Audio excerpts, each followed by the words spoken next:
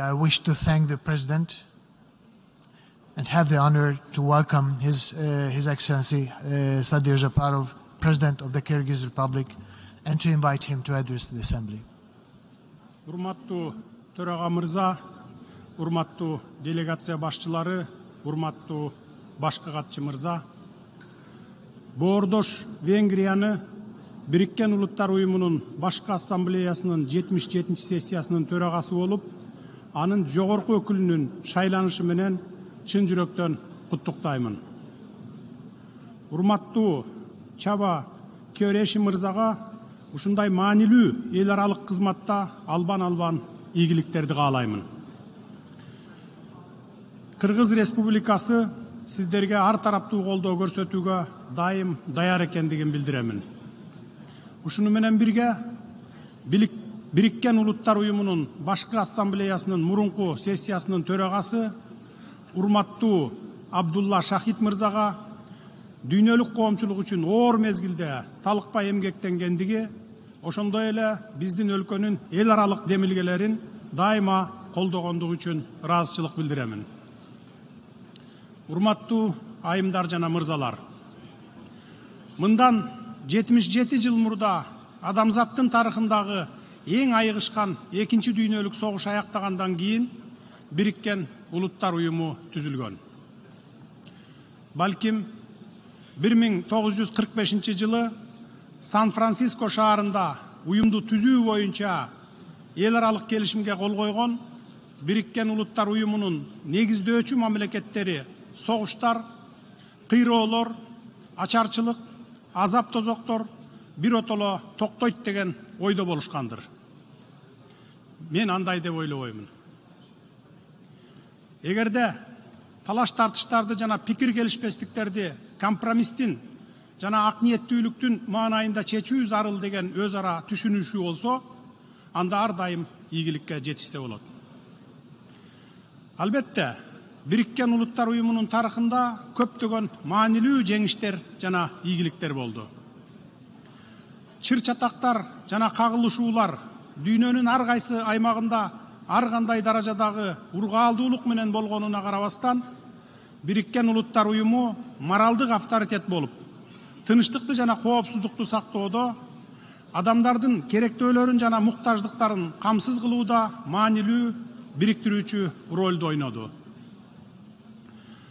Тынычтыкта жашоонун фундаменталдуу негиздери бузулат жана чоң согуш болушу мүмкүн деген коркунучтардан улам дүйнөлүк коомчулукта тынчсыздануу пайда болуп, дүйнөдөгү геосаясий кырдаал болуп көрбөгөндөй татаалдашкан шартта эл аралык тынчтыкты жана коопсуздукту сактоо, ушул максатты көздөп тынчтыкка каршы коркунучтарды болтурбоо жана жоюу, агрессияны же тынчтыкты бузган башка аракеттерди токтотуу боюнча натыйжалуу жамааттык чараларды көрүү, эл аралык талаш тартыштарды же тынчтыкты бузушу мүмкүн болгон кырдаалдарды адилеттүүлүктүн жана эл аралык укуктун принциптерине ылайык тынчтык жолу менен жөнгө салуу же чечүү, элдердин тең укуктуулук жана өзүн таануу принцибин урматтоонун негизинде улуттар арасында достук мамилелерди өнүктүрүү деп Бириккен Улуттар Уюмунун уставында жазылган бийик максаттарды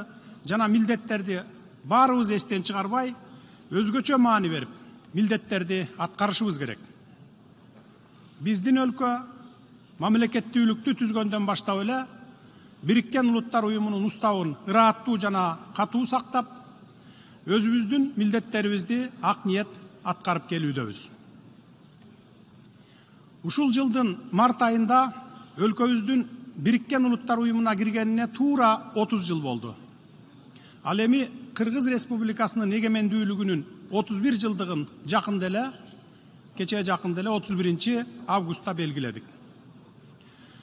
Биз дайыма эл аралык талаш тартыштарды тынчтык жолу менен чечүүгө умтулабыз. Биз эл аралык мамилелерде кандайдыр бир мамлекеттин аймактык бүтүндүгүнө же саясий көз карандысыздыгына каршы күч колдонуудан же коркунуч келтирүүдөн дайыма алыспыз. Өлкөбүздүн басып өткөн татаал жолуна көз чаптырып, Кыргызстандын көз карандысыз жана эгемендүү мамлекет, эл аралык коомчулуктун тең укуктуу жана жоопкерчиликтүү мүчөсү катары калыптанышына Бириккен Улуттар Уюмунун кошкон көп кырдуу салымын абдан жогору баалайбыз. Саясий, коомдук жана жарандык институттарды калыптандырууда, демократияны чыңдоодо, рыноктук экономиканы өнүктүрүүдө Бириккен Улуттар Уюмунун колдоосун жана жардамын элибиз эч качан унутпайт. Өзүнүн эгемен мамлекетин түзүү жөнүндө кыргыз элинин кылымдардан бери келе жаткан асыл максатын ишке ашырууга чын ыкластан жана жан дили менен жардам берген Бириккен Улуттар Уюмунун системасынын бардык жетекчилерине жана кызматкерлерине айкөл элибиздин жана жеке өзүмдүн атымдан терең ыраазычылык билдирем. Сиздерге чоң рахмат. Урматтуу төрага мырза, учурдан пайдаланып, ушул бийик трибунадан дүйнө коомчулугунун назарына кыргыз-тажик чек арасындагы кырдаалдын кезектеги курчушуна байланыштуу соңку окуяларды эске алып, өлкөбүздүн түштүк чек арасында түзүлгөн жагдайларды билдиргим келет. Адегенде тарыхка кыскача токтоло кетейин. 1991 жылдын декабрында Советтер Союзу тарагандан кийин талаштуу аймактар жана чек ара көйгөйлөрү келип чыккан. Алардын айрымдары ушул күнгө чейин жөнгө салына элек. Совет Кытай чек арасынын бүткүл периметри боюнча 20-дан ашык талаш жер болсо, анын ичинде Кыргызстанда 5 талаш жер болгон. Биз алгач ирет 1996 жылы Кытай Эл Республикасы жана 1999 жылы Казакстан Республикасы менен 3 өлкөнүн мамлекеттик чек араларынын тогошкон жерлерин, чек араны жөнгө салуу маселелерин ийгиликтүү бүтүргөнбүз. Биз азыр Өзбекстан Республикасы менен биргелешкен иштерди дээрлик толугу менен аяктап, мамлекеттик чек ара жөнүндөгү келишимге кол коюуга киришип жатабыз. Аталган 3 коңшу өлкө менен мамлекеттик чек арабыз тынчтыктын, ынак коңшулуктун, достуктун жана өз ара пайдалуу кызматташтыктын чек арасына айлангандыгын зор кубаныч менен баса белгилеп кетемин. Тажикстан Республикасы менен болгон мамилебиз боюнча төмөнкүлөрдү билдиремин. Биз ынак коңшу элдерибиз илгертен бери өтө жакын жашайт. Бизди жалпы баалуулуктарыбыз, маданиятыбыз, каада салтыбыз бириктирип турат. Биздин динибиз бир. Биздин элдерибиз туугандык байланыштар менен чырмалышкан. Айтылуу Манас атабыз тажик канышасы Каныкейге үйлөнгөн. Советтер Союзу юридикалык жактан 1991 жылдын 21 декабрда Казакстан Республикасынын Алмата шаарында тараган. Мында 11 көз карандысыз мамлекеттин башчылары көз карандысыз мамлекеттер шериктигин түзүү жөнүндө Алмата декларациясы кабыл алынган. Декларацияда көз карандысыз мамлекеттер бири-биринин аймактык бүтүндүгүн жана учурдагы чек араларынын бузулбастыгын тааныйт жана урматтайт деп белгиленген. Алар достук, ынак коңшулук жана өз ара пайдалуу кызматташтык мамилелеринин терең тарыхый тамырын бекемдөө, элдердин негизги кызыкчылыктарына жооп берет, тынчтык жана коопсуздук ишине кызмат кылат деп көрсөтүшкөн. Өлкөлөр жарандык тынчтыкты жана улут аралык ынтымакты сактоо үчүн өзүнүн жоопкерчилигин сезет деп жазылган. Бул юридикалык документке көз карандысыз мамлекеттер шериктештигинин 11 мамлекетинин президенттери, анын ичинде Тажикстан Республикасынын президенти да кол койгон. Андан кийин 1994 жылдын 15 апрелинде көз карандысыз мамлекеттер шериктештигине катышкан мамлекеттердин суверендүүлүгүнүн, аймактык бүтүндүгүн жана чек араларынын кол тийбестигин сактоо жөнүндө Москва декларациясында дагы бул принципти Тажикстан президенти Эмомали Рахмон өзү да ырастаган. Кол коюп, макул болгон. Бирок азыр ал принциптен тайып жатканы өкүнүчтүү. Ал Тажикстандагы кандуу жарандык согуш аяктагандан кийин 1998 жылы биринчи расмий иш сапарын Кыргыз Республикасына жасаган.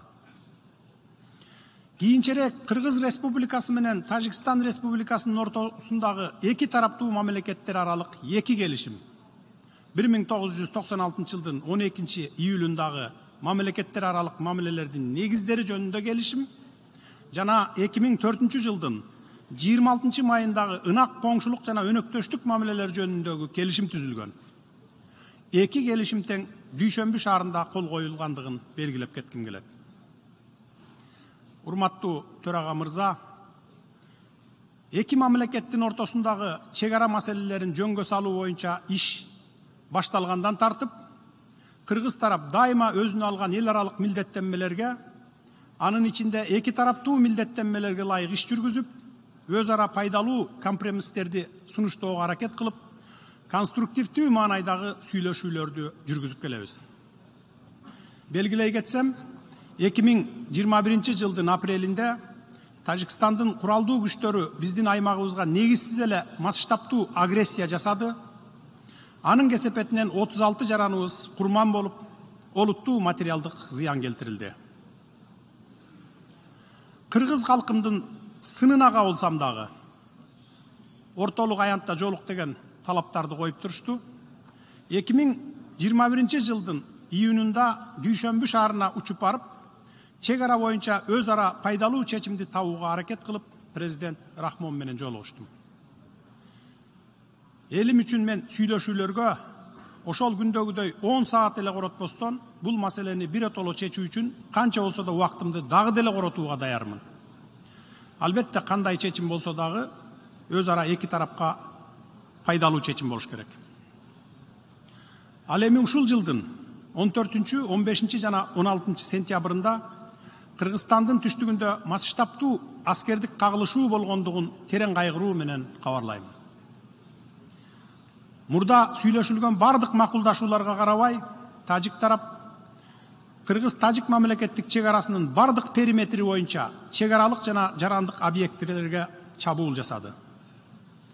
140 миңге жакын жараныбыз чек арага жакын калктуу конуштардан эвакуацияланды. Аларга керектүү жардамдар көрсөтүлүп жатат.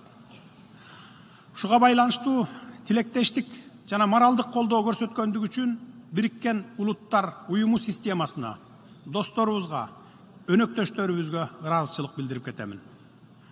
Жарандык жана аскердик объекттерге, үйлөргө, административдик имараттарга, мектептерге, чек ара тозотторуна чоң материалдык зыян келтирилди.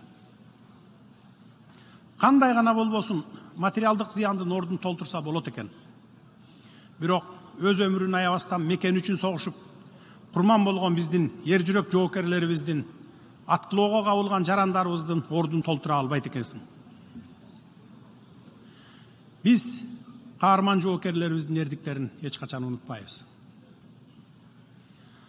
Тажикстан тараптын эч кандай себепсиз эле жасаган ушундай куралдуу агрессиялык жүзү каралык акциялары бизди өтө капа кылууда.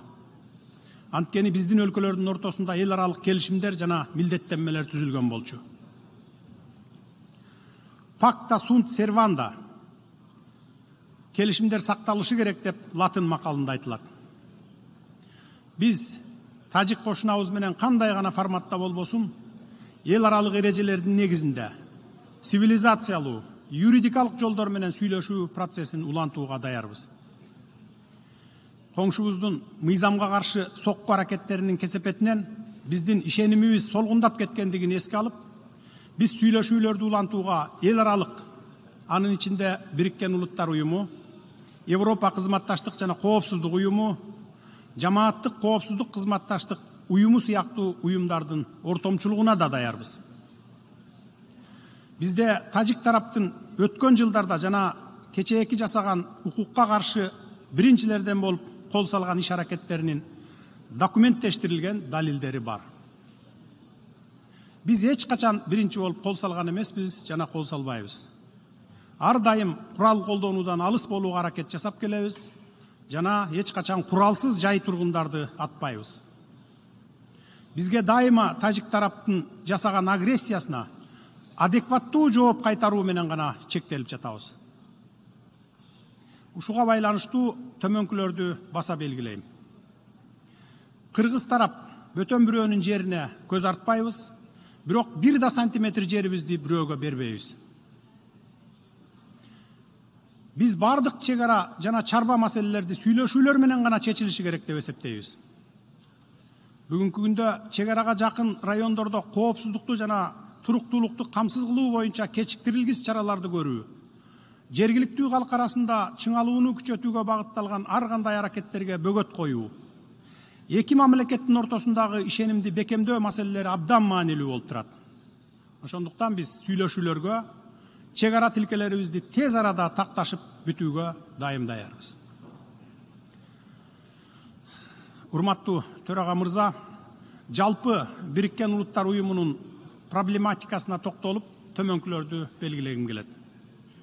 Быйыл биз Бириккен Улуттар Уюмунун 230 жылга чейин туруктуу өнүгүү максаттарын ишке ашыруу мезгилинин жарымына келдик. Ушуга байланыштуу азыркы абалды объективдүү баалай алабыз.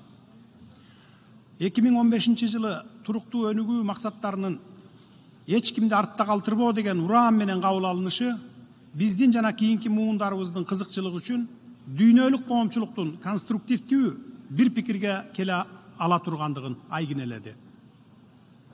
Ошол эле учурда объективдүү жагдайлар боюнча, анын ичинде коронавирус пандемиясынан улам өнүгүп келе жаткан мамлекеттерде, анын ичинде биздин өлкөдө да туруктуу өнүгүү максаттарын ишке ашыруу басаңдагандыгы, ал эми адекваттуу эл аралык каржылоо болбосо, алардын көпчүлүгү туруктуу өнүгүү максаттарынын көрсөткүчтөрүнө жете албай калышы мүмкүн экендиги айкын болду. Кыргыз Республикасы туруктуу өнүгүү максаттарын колдоорун жана аны улуттук мүмкүнчүлүктөрдү эске алып, этабы менен ишке ашырууга умтулаарын ырастаймын. Өлкөбүздүн өздүк потенциалы туруктуу өнүгүүнү камсыз кылуунун негизги булагы жана кыймылдаткычы болушу керек деп эсептеймин. Бул максатта биздин аракеттерибиз экономиканы ылдам, сапаттуу өстүрүүгө, анын ичинде ага өз ара пайдалуу региондук жана эл аралык соода инвестициялык кызматташуу аркылуу жетишүүгө багытталат. Мисалы, Кыргызстан интеграциялык жана кооперациялык процесстерге, анын ичинде Евразия экономикалык бирлигинин жана Кытай Эл Республикасынын бир алкак бир жол демилгесинин алкагында активдүү катышууда. Биз бардык кызыктар тараптар менен ишкердик кызматташууга жана инвестициялык өнөктөштүккө ачыкпыз. Белгилүү болгондой, Борбордук Азиянын деңиз менен байланышы жок. Ушуга байланыштуу Кытай, Кыргызстан, Өзбекстан темир жолун куруу маанилүү региондук долбоор болуп саналат. Аны ишке ашыруу Улуу Жибек жолунун каттамында жайгашкан Борбордук Азия үчүн эл аралык соода инвестициялык, транзиттик жана туристтик мүмкүнчүлүктөрдү кеңейтет. Жүргүзүлүп жаткан саясаттын алкагында жашыл, санариптик жана креативдүү экономиканы өнүктүрүүгө артыкчылыктуу көңүл бурулат. Өлкөдө жашыл экономика локомотиви болгон гидроэнергетика тармагы активдүү өнүгүүдө, чакан жана орто кестер пайдаланууга киргизилүүдө. Эң ири камбар-ата кесин курууга биздин ынак коңшуларыбыз Казакстан жана Өзбекстан катышат. Анткени бул регионду энергетика менен камсыз кылууну бекемдейт жана суу ресурстарын пайдаланууну оптималдаштырат. 2 ай мурда Чолпон Ата шаарында Кыргызстандын төрагалыгы менен Борбордук Азия мамлекеттеринин башчыларынын 4-үнчү консультациялык жолугушуусу болуп өттү. Ал өз ара биримдик, түшүнүү, ишеним жана колдоо бар экенин көрсөттү. Чолпон Ата шаарындагы 21-чи кылымда Борбордук Азияны өнүктүрүү максатында достук, ынак коңшулук жана кызматташтык жөнүндө келишимге тараптардын кол коюусу мамлекеттер аралык алакабыздын жаңы барагын ачат деп ишенем. Биз ушул форматтагы ишти улантууга даярбыз. Урматтуу башкы катчы, урматтуу айымдар жана мырзалар, сөзүмдүн аягында Кыргызстан адамзаттын алдында пайда болуп туруучу чакырыктарды чечүүгө Бириккен Улуттар Уюмунун мүчө мамлекеттери тарабынан ыйгарым укук берилген бирден бир универсалдуу түзүм катары Бириккен Улуттар Уюмун бекем колдойт деп ишендиремин. Бириккен Улуттар Уюму өзүнүн бардык функцияларын тийиштүү түрдө аткара берет жана мүчө мамлекеттерге маанилүү глобалдык көйгөйлөрдү чечүүдө жана терс көрүнүштөрдү жеңүүдө көмөк көрсөтөт деп ишенем. Ушул татаал эл аралык мезгилде бардык мүчө мамлекеттерди уюмга тилектештик жана саясий колдоо көрсөтүүгө чакырамын. Урматтуу айымдар жана мырзалар, көңүл бурганыңыздар үчүн рахмат.